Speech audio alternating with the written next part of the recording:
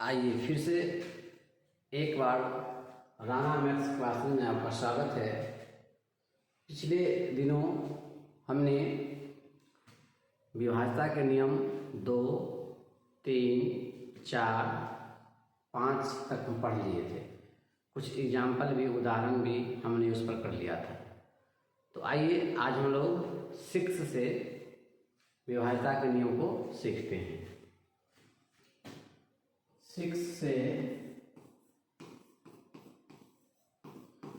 विभाज्यता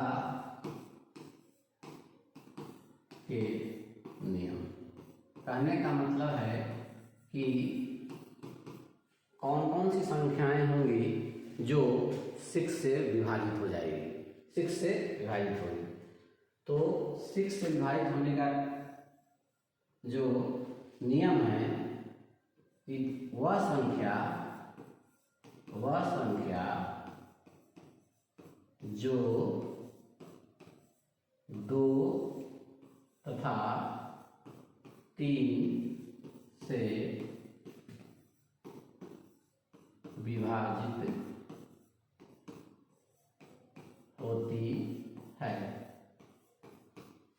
वह संख्या जो 2 से भी विभाजित हो और 3 से, इस दोनों से विभाजित होना चाहिए, दोनों से कटना चाहिए, तभी वह संख्या 6 से कटेगा। ऐसा नहीं है कि 2 से कट गया तो 6 से कट जाएगा, ऐसा बिल्कुल नहीं है। 3 से कट गया तो 6 से कटेगा, ऐसा बिल्कुल नहीं है। ठीक है, दोनों से कटना चाहिए। आइए उदाहरण के साथ समझते हैं। उदाहरण लेते हैं, जैसे 54 हमने एक संख्या लिया, तो 54 जो संख्या लिए हम, वो क्या है, 2 से भी विभाजित होती है। किससे विभाजित होती है? 2 से भी विभाजित होती है।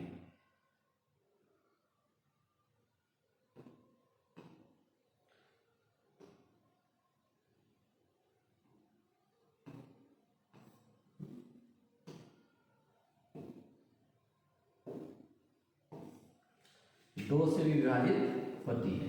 ठीक है, काहे के लिए 2 से विभाजित करने हमने पढ़ा था कि जिसके लास्ट में 0, 2, 4, 6 और 8 रहेगा वो 2 से कट जाएगा। तो इसके लास्ट में क्या है, लास्ट का मतलब हो गया इकाई स्थान पे। इकाई स्थान पर क्या है, 4 है, और 4 क्या है, 2 से कटता है। फिर देखिए 3 से कटने का नियम हमने पढ़ा था कि जो संख्या दिया हुआ रहेगा उसको हम आपस में जोड़ेंगे। तो 5 है प्लस 4 जोड़ेंगे, कितना हुआ, 9। यानी 5 और 4 का योगफल जो हुआ 9 हुआ, और 9 क्या है, 3 से कटता है, यानी 3 के टेबल में 9 आता है। इसीलिए ये 54 जो संख्या है ये 2 से भी डिविजिबल है और 3 से भी डिविजिबल है, 4 से भी डिविजिबल है और 3 से भी डिविजिबल है। जब 2 से डिविजिबल हो गया, 3 से हो गया, तो ये 6 से डिविजिबल होगा। 6 से भाग देंगे तो कितना आएगा, 9। कितना आएगा, 9। आइए फिर समझते हैं। जैसे मैंने संख्या दिया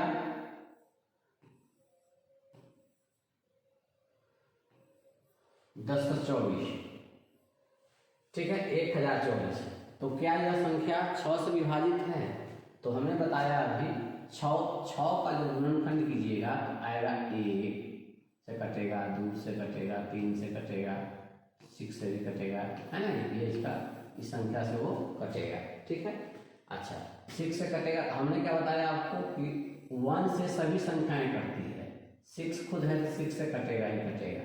2 और 3 मेन इसमें क्या है, 2 और 3 से कटना चाहिए। अब देखिए ये संख्या लास्ट में 4 है तो 2 से तो कट गया, 2 से संख्या कट गई, लेकिन क्या 3 से संख्या कटेगी?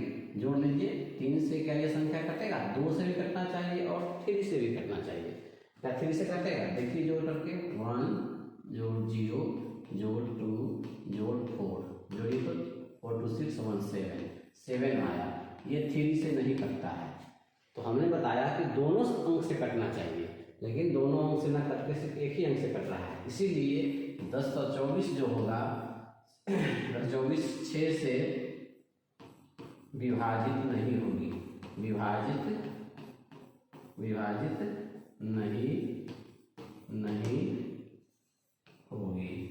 नहीं होगी। ठीक है, चलिए अब हम लोग 7 से कटने का नियम पढ़ते हैं। 7 से विभाजित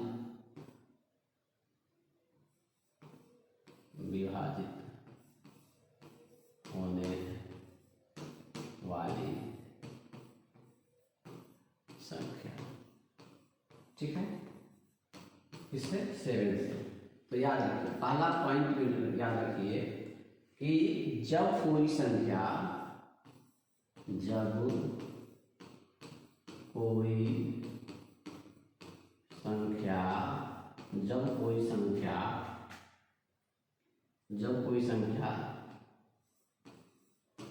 लगातार 6 बार आए, जब कोई संख्या लगातार 6 बार आए तो वह संख्या 7 से विभाजित होती है।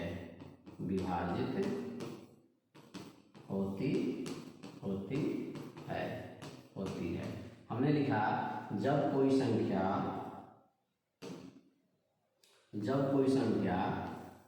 लगातार 6 बार आए तो वह संख्या 7 से विभाजित होती है। उदाहरण के तौर पर हम देखते हैं, इसका उदाहरण देते हैं, एग्जाम्पल लेते हैं, जैसे 1 1 1 4 5 6। ये देखिए, ये संख्या कितनी बार आई? 6 बार। 2 2 2 2 2 तो कितने बार आई? 6 बार। 2 2 2 सॉरी 3 3 3। देखिए हर संख्या जो है कितना बार आ रहा है? 6 बार। एक संख्या लगातार 6 बार आया, जैसे 1 2 3 4 5 6। कितना बार आया? 6 बार। तो ये जितने नंबर जो हैं, है ना, आगे चलकर दिया होगा, आगे चलकर 4 4 दिया आएगा, है ना। जितने भी नंबर आएंगे वो क्या होंगे? लेकिन लगातार होना चाहिए। 6 बार हो या फिर 12 बार हो या फिर 18 बार हो, है ना, ये इस तरह से, है ना। अगर मान लीजिए इसके बाद संख्या फिर हम जोड़ देते हैं 1 2 3 4 5 6 7 8 9 10 11 12। देखिए गिनेंगे तो हम लोग कितना बार आएगा? 12 बार। यानी 6 के बाद फिर उसकी पुनरावृत्ति हो रही है। 6 के बाद फिर पुनरावृत्ति 6 बार हो रही है। इसका मतलब है कि ये संख्याएं जो है 7 से विभाजित होगी, 7 से विभाजित होगी। ठीक है, तो हमने सीखा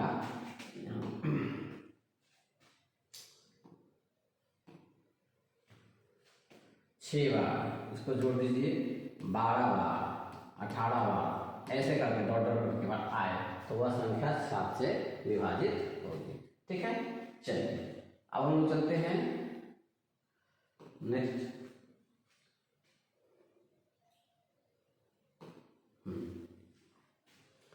एक और इसका नियम है,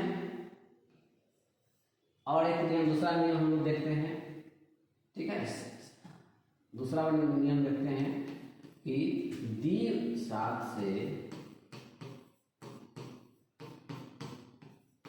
विभाजिता के नियम। 7 से विभाजिता के नियम। दूसरा नियम हम लोग देखते हैं। दूसरा नियम क्या है कि दी हुई संख्या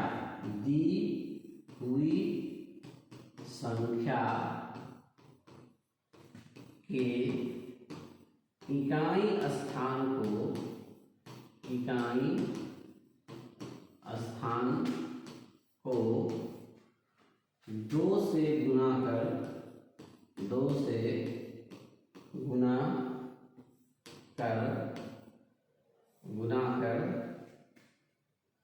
दी गई संख्या का स्थान को 2 से गुणा कर उस संख्या से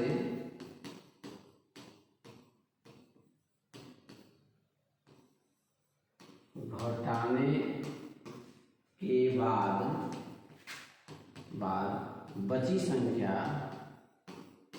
बची संख्या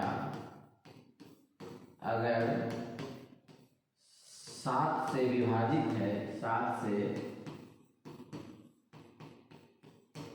विभाजित है, तो वह संख्या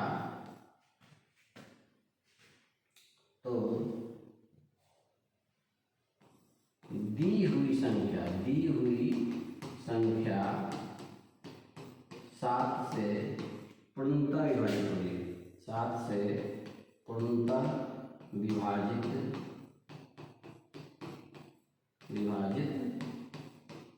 होगी।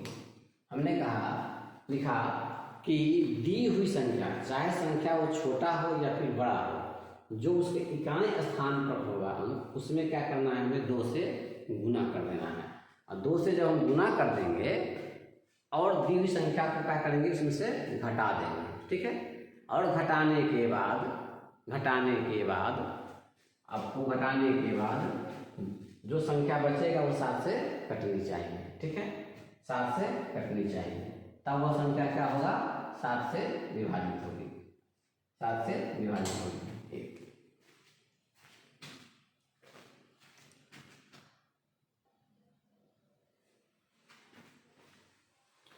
ठीक है, आइए हम उदाहरण से समझते हैं इसको। जैसे हम एक उदाहरण ले रहे हैं, ये संख्या दी हुई है, तो क्या यह संख्या जो दी हुई है 2429, क्या 7 से कटेगी, क्या 7 से कटने वाली है? देखिए चेक करते हैं। अभी हमने बताया कि जो संख्या दिया हुआ है 242 दिया हुआ है, इसके इकाई स्थान पर क्या है 9, तो 9 को क्या करेंगे, इसमें से घटाना है, 2 गुना 9। अब इसी पर मैंने बताया कि इकाई स्थान में 2 से गुना कर देंगे, और गुना करने के बाद जो संख्या बचेगा इसमें से हमको 18 को घटा देना है। 18 को घटाएंगे तो कितना बचेगा हमें, 242,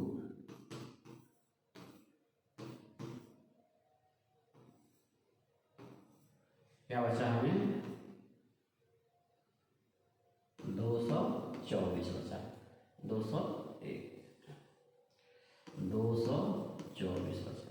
अब इसको भी मुझे चेक करना है, तो चेक कीजिए, 224 घटाओ इस 4 को क्या करेंगे, 2 से गुना करेंगे, कितना आएगा, 22 में से 8 घटाएगा तो कितना बचेगा, 14 बचेगा, 14। अब देखिए ये 14 संख्या जो है, अगर बड़ी संख्या रहती तो हम इसको फिर घटाते, इसमें से चेक करते हैं, ठीक है। ये 14 जो है इस 7 से जब भाग दीजिएगा तो आपको कट जाएगा 2 बार में कट जाएगा। तो हमने सीखा कि संख्या छोटा हो या फिर बड़ा, लास्ट डिजिट का जो अंक रहेगा उसमें हम लास्ट डिजिट मतलब इकाई के स्थान पे, यूनिट प्लेस पे, हाँ 1 के स्थान पे उसको 2 से गुना करके जो संख्या बच जाएगा, बच गया क्या, ये संख्या बच गई, इसमें से हम घटा दिए, घटाने के बाद हमें क्या बचा, मिला 224। फिर बड़ा संख्या है, फिर चेक कर सकते हैं, 22 को यहाँ रख दिए और ये लास्ट यूनिट डिजिट पर 4 है, 2 से मल्टीप्लाई कर दिए, 8 आया, फिर 22 में से 8 गया तो 14 बचा, 14 जो है 7 के टेबल में आता है, इसलिए संख्याएं 7 से कट जाएगी। आइए अब आप चलते हैं, आइए अब है 8 से विभाजिता के लिए, 8 से विभाजिता, 8 से विभाजिता के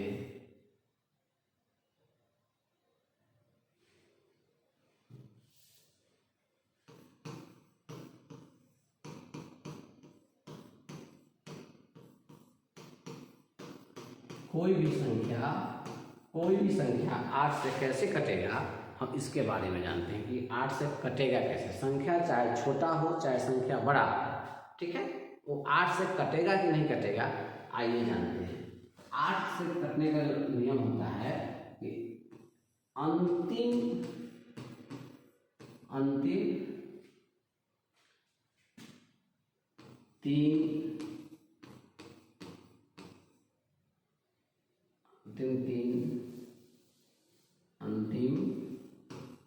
तीन संख्या शून्य हो, क्या हो, शून्य या और और अंतिम तीन संख्या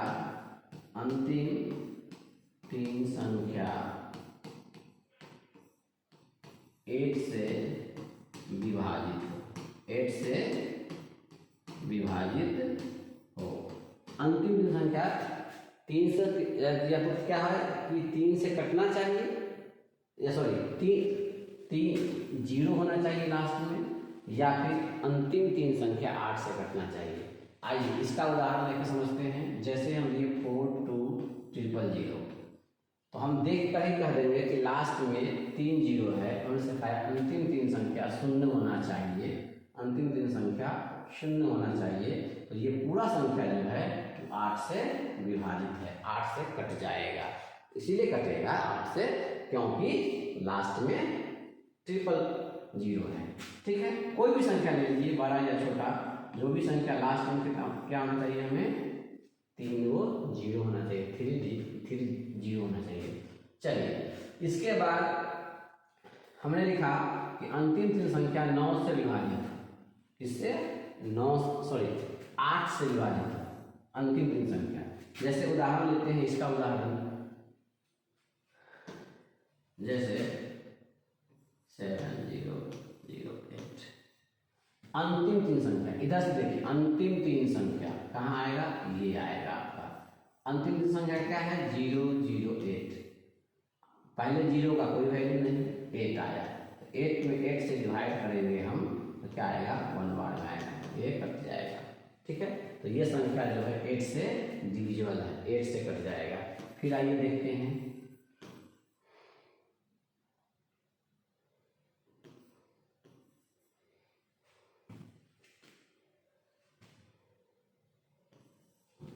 क्या यह संख्या 8 से कटेगा। देखिए, फिर हम क्या करेंगे, अंतिम देखेंगे। अंतिम तीन संख्या क्या है, 120। अंतिम तीन संख्या 120 में अगर हम सिर्फ 8 से भाग दें तो कट जाएगा आपको। 120 में 8 से भाग दीजिए,